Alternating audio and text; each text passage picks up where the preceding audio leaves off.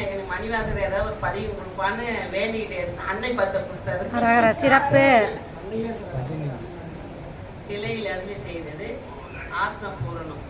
தலைவியின் நிலையை தோழி செவிலி தாய் பூர்வம் ஆன்ம இவருடன் நிறைந்த ஆத்ம பூரணம். வேத மொழிய வெண்ணீட்ட செம்மேனிய நாத பறையினர் அன்னை என்னும் நாத பறையின நான்முகன் மாலுக்கும் நாதரின் நாதனர் அன்னை என்னும் வேதங்களை உபதேசிக்கும் சொல்லை உடையவர். வெண்மையான திருநீற்றினை அணிந்தவர். சிவந்த மேனியை உடையவர். நாதமாகிய பறையை உடையவர். நாதராகிய பறையை உடைய தலைவரே பிரம்மருக்கும் திருமாலுக்கும் தலைவர் ஆவார். முதல் பதிகத்தின் விளக்கம். சிறப்பு. முருகையா மாதிரி எனக்கு சொல்ல தெரியாது, பாத்துக்கிறேன் கொஞ்சம். உங்ககிட்டதான் வரணும், அப்புறம் அங்க போகணும்.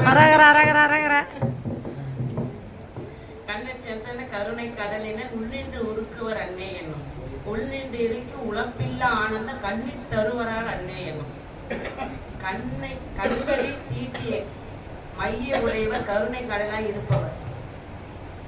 என் உள்ளத்தில் நின்று உருகுவர்.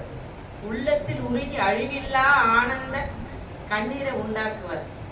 இரண்டாவது பாடலுடைய விளக்கம் புரிஞ்சுக்கிட்டா புரிஞ்சு.